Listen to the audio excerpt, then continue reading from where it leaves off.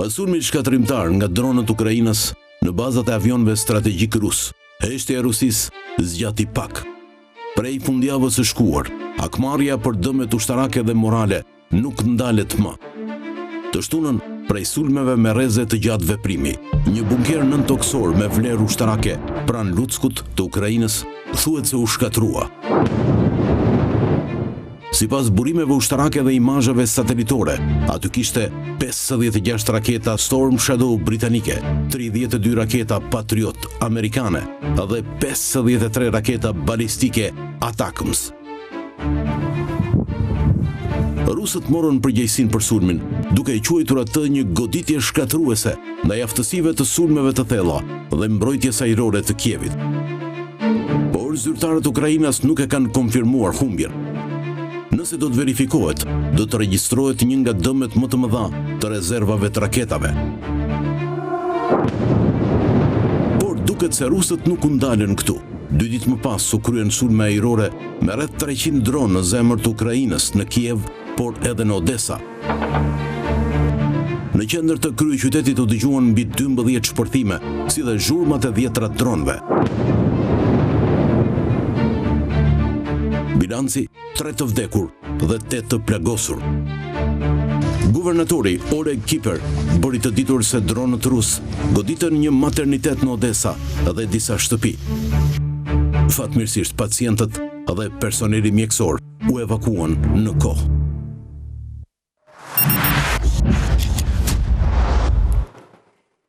Tani, nga njëra anë kemi akmarrjen ruse, cila pritej dhe kjo është vetëm ndoshta një antipas, një pjesë e parë saj. Nuk përjashtohen kundër goditje ukrainase, pra konflikti vazhdon të jetë gjithmonë më i nxehtë dhe paqja gjithmonë më larg, gjithë ato tentativa për të bërë paqe, gjithë ato bisedime, me sa duket u hodhën erë ato, por është hapur një front tjetër gjeopolitik shumë i rëndësishëm, dhe kemi pak minuta për ta trajtuar. Izraeli është shprehur i gatshëm që të ta sulmojë dhe në mënyrë të pavarur Iranin për të shkatruar, po themi, procesin e pasurimit të uraniumit që industria bërthamore iraniane po bën për të ndërtuar bombën e vetë bërthamore. Sigurisht, ne kemi thënë në emisionet tjera që një nga strategjitë e Netanyahu është që të tërheqin Shtetet e Bashkuara të Amerikës në një konflikt kundër Iranit. Pra, luftë pothuajse civile në Shtetet e Bashkuara të Amerikës ka njëra anë, luftë në Ukrainë, luftë në Izrael, luftë në Gaza dhe një luftë tjetër në Iran.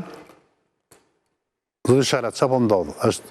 A e menaxhon dot Shtetet e Bashkuara këtë dhe Donald Trump apo ka nevojë për një orkestrim, qoftë me Putinin, qoftë me Xi Jinpingun?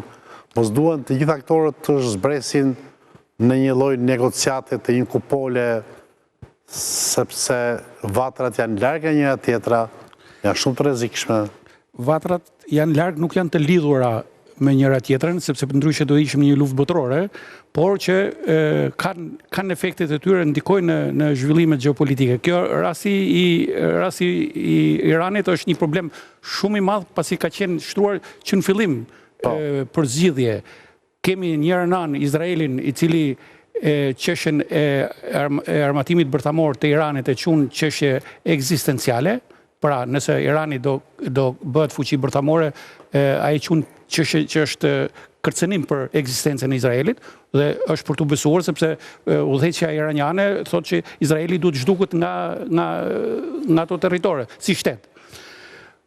Problemi këtu është se faktori Trump po ndikon, mund të them, për ta zgjidhur situatën, dhe nëse nuk e zgjidh Trumpi, problemet do të jenë shumë të mëdha më pas. Si po ndikon Trumpi? Trumpi ka nga ana tjetër, ama kujdes, Putini, e kemi thënë dhe në emisionet tjera, vazhdon në armatosin në Iranit, ndërkohë Irani i jep këto dronet shahet pa fund në konfliktin me Ukrainën. Janë aleat.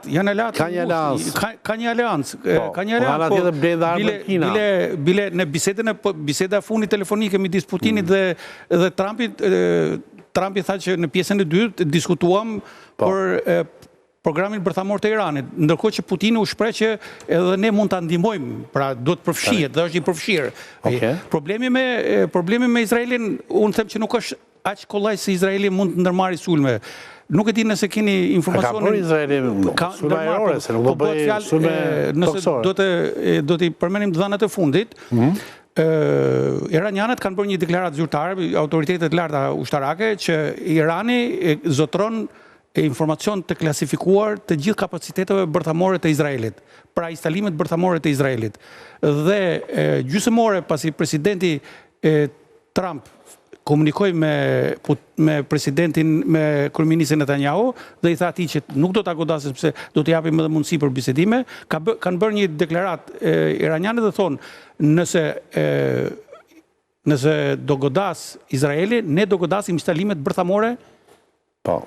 Dhe kanë gati 200 raketa balistike për këtë. Po, do godasim instalimet bërthamore izraelite. Dakor. Është bluff, është e vërtet, por situata kjo mund dali komplet jashtë kontrollit. Domethënë, ka 2 shtete që njëri ka material bërthamor edhe mund shpërthej dhe mund të krijojë ndotje bërthamore, shqetësim të cilin e kanë shprehur dhe vende të tjera arabe, pra për këtë që mund ndodhë, dhe po e marrim të mirë qenë që edhe Irani mund godasi instalimet bërthamore të Izraelit. Pra, ndodhemi në një situatë jashtëzakonisht të rrezikshme. Po besoj se Trumpi do ta menaxhojë dhe ai mendoj se e ka pjesë të negociatave këtë që për ta kërcënuar Iranin. Irani nuk ka rrugë tjetër përveç se të pranojë një marrëveshje, jo atë që don Izraeli, sepse edhe varianti amerikan. Nuk janë pak si shumë fronte këto. Frontet janë, po si duket ai ka energji për t'i përballuar këto. Po, bile ai do të sa më shpejt do të merret edhe me Indo-Paqësorin, domethënë, sepse Kina po fërkot duart në këtë situatë dhe nuk është, po bën për ditë përgatitje, do sulmojmë sot, do sulmojmë nesër, dhe nuk është ndaj çudi në ndaj dite nga stërvitje mësimore do dali operacioni vërtet. Duke se në 2030 e ka caktuar Xi Jinpingu. Po, kur vje situata... Ata kanë Tajvani 2030 e kemi Shqipëria 2030. Po, kur është situata, po shtatshme mund të veprojnë edhe më para që. Okej, dakor. Goxhaj, ti mendon se Netanyahu i duhet një luftë me Iranin për të vazhduar i pashqetësuar pastrimin në Gaza dhe për të shpëtuar nga opozita që gjithmonë më tepër po e kundërshton brenda Izraelit, apo është një strategji reale? Nuk e shoh një strategji reale, pra jemi në atë pikën që dëshira shkon krah kundërt nga ajo që është mendimi. Pra dëshira ime është që Izraeli le ta marrë guximin dhe le ta sulmojë Iranin, sepse kjo do të sillte fundin e kësaj bandës terroriste, kriminale dhe genocidiale zioniste që është kamufluar si shteti i Izraelit. Por nuk besoj që vjen asaj, pasi dje shefi i shtabit përgjithshëm të ushtrisë izraelite në mbledhjen e qeverisë ka deklaruar që Izraeli nuk ka kapacitete të sulmojë Iranin pa mbështetjen e Shtetit Bashkuar të Amerikës. Pra vetëm se bëjmë dot. Në mbledhjen e qeverisë është deklaruar dje kjo. Pra na duhet patjetër mbështetja e tyre. Në këtë rast, ai duhet mbështetja e tyre për mbrojtje, ai duhet mbështetja e tyre edhe gjatë sulmit, nuk është specifikuar. Por kjo është deklarata e tij e bërë publike, pra në momentin që ishin gazetarët në këtë mbledhje. Dhe realisht nuk i ka ato kapacitete. Qëndrimi amerikan si duket, është premtues. Unë mendoj, tash mendimi, pse thash mendimi shkon në krah kundërt nga dëshira. Unë mendoj që gjitha kjo është një lojë treshe e madhe, është lojë midis Amerikës, Rusisë dhe Iranit. Loja është të tre dalin përfituar, pra Izraeli bën një sulm të limituar me kapacitetet e tij të limituara ndaj Iranit. Irani kundërpërgjigjet Izraelit me kapacitete të limituara, siç ka bërë herën e fundit për treguar që neve kemi fuqi të kundërpërgjigjemi. Kjo i jep mundësi Netanyahut të përfitojë politikisht dhe të ndaloj shpërbërjen e qeverisë siç kanë premtuar partitë hasidite, të cilat kërkojnë ta heqin dhe e kanë shtyrë për një javë afatin.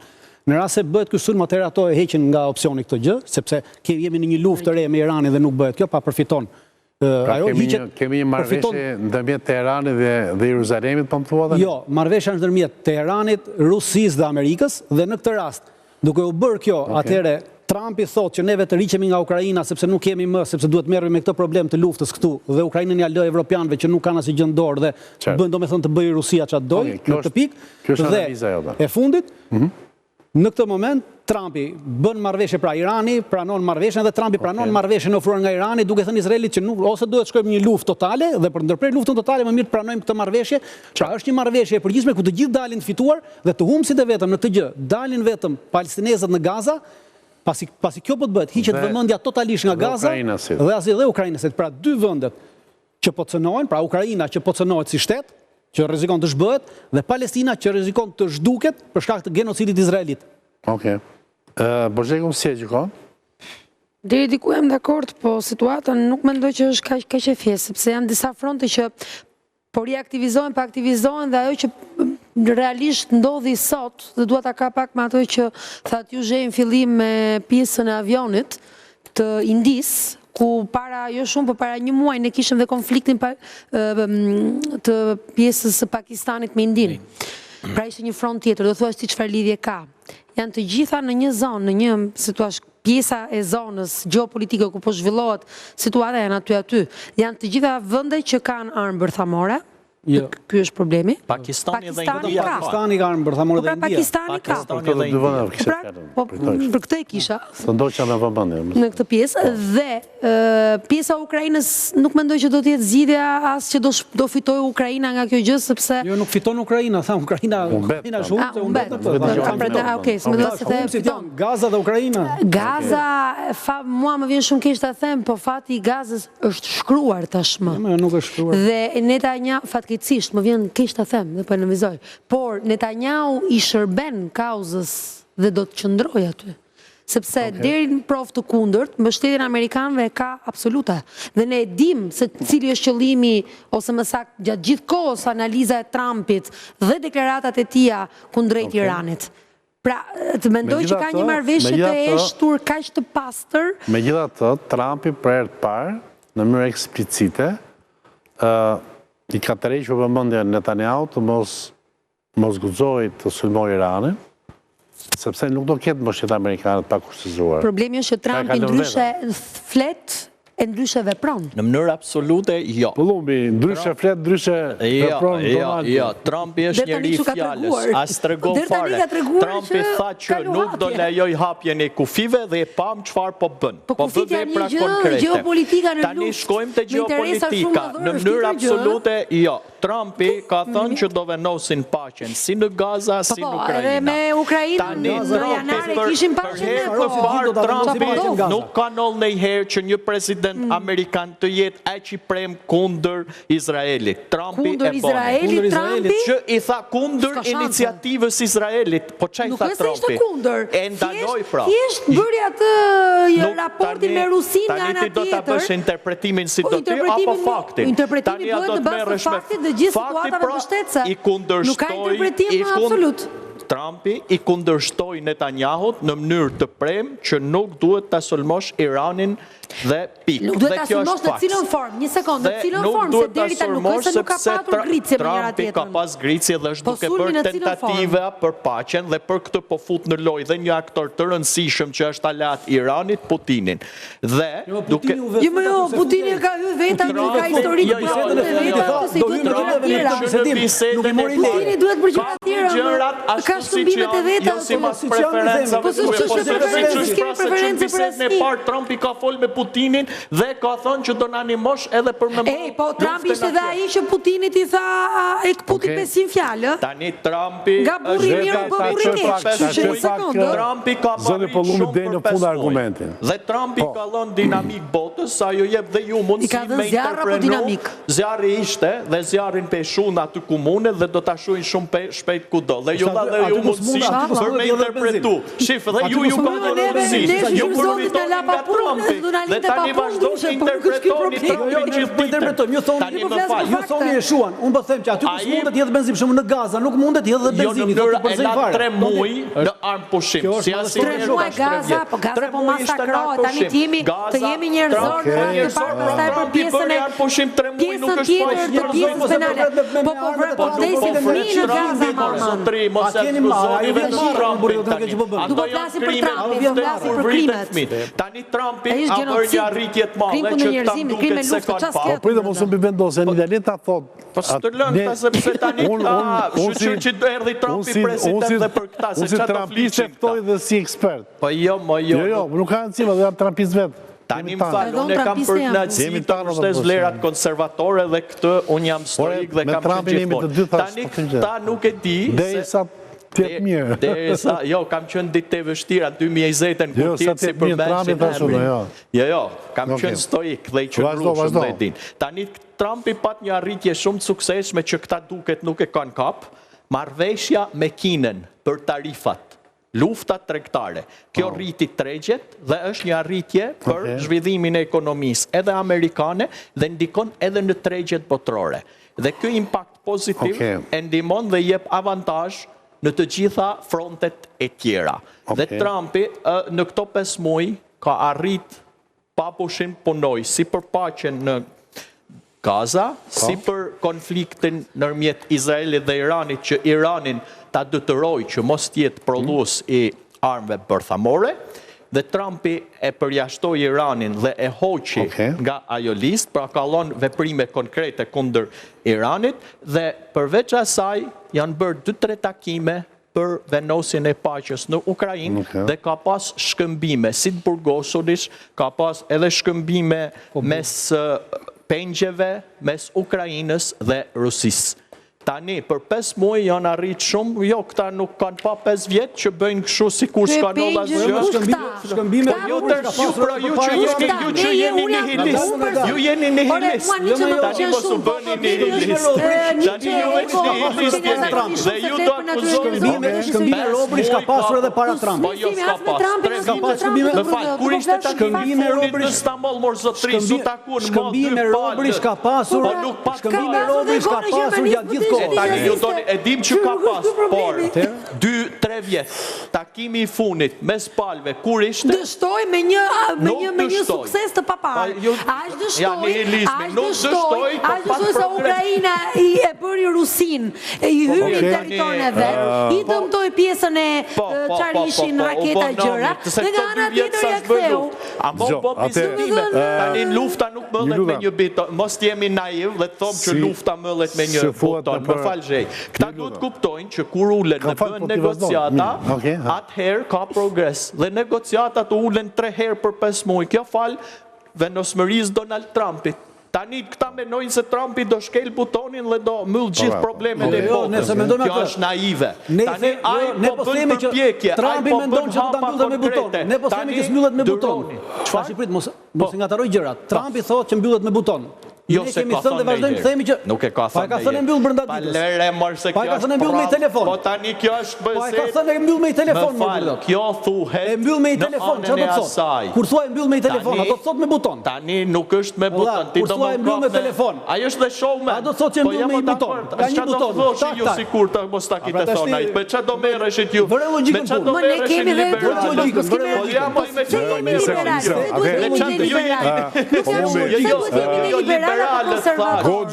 Goxhaj, do në që është mysafirët e emisionin për shumë kohësh, kur ishe fushata për Trumpin, e ka deklaruar votën pro Trumpin në që ose do ishe votus në qëtë për qëtë Amerikës. Bravo.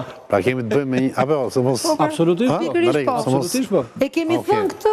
Edhe ju, që s'ta bajmë bënd, por... E kam thënë, kam që nga nga ndej. Po kjo s'do të thot që do të i përkrajmë... Dakor. Po sepse, po të drejtojt Pollumbi si liberal. Ja, di që s'është liberal, nër absolute, me që do merresh i ju thaq, dhe liberalët, që kam për mirë, se e thash dhe liberalët, se si e të këtë liberalët. Unë avokatin bëjë burë dhe, nërmër që mua të teket të shumë forma. Pse avokate i një dhe avokat, bravo. Se duhet ta mbyllim një shpejt koha, e gjykon me pasoja për Trumpin, atë stopin që i bëri Netanyahu për sulmin e Iranit, apo se dush lobet që fute ebraike Shtetet Bashkuara të Amerikës nuk do të rriqen vesh. Se gjykon? Shapi guximshëm? Marrë në konsiderat të plot teatrin e veprimeve luftarake si në lindjen e mesme, ashtu dhe në Ukrainë, si dhe nivelin e zhvillimit të politikës atë marrëdhënieve diplomatike në bashkëpunimin e tyre, unë e konsideroj se të fituar deri tani janë Shtetet Bashkuara të Amerikës, Irani dhe Rusia. Palestinës dhe të janë të humurit, fatkeqësisht dhe pjesa e Ukrainës me 20% e territorit që duket sikur do të ngelet jashtë kufive të Ukrainës së para 2022-shit. Unë nuk e konsideroj se ajo çfarë presidenti Trump tha në bisedën që zhvilloi me Netanyahun, do t'i kthehet në bumerang apo në një sulm nga ata të cilët nuk e duan brenda Shtetit të Bashkuar ose kundërshtarët e tij ose opozitarët, pasi unë gjykoj dhe jam në gjithë mendim. Se këto teoritë konspirative që kanë dalë tani për vrasjen e president Kennedy, si s'kishin një teori tjetër të çuditshme. Ajo është e vështirë për të besuar, por është edhe e besueshme. Pra, në të dyja nivelet luhet në këtë plan. Është edhe vështirë për të besuar, por është edhe njëkohësisht e besueshme. Kush është teoria që ka vënë në mendje? Janë ngjitur me njëra tjetrën, por në drejtime të kundërta. Në atë moment unë mendoj që... Po që ka ardhur Vasili, po ka ardhur për pjesën e dytë. Tani vjen keq, po kjo është pjesë e gjeopolitike.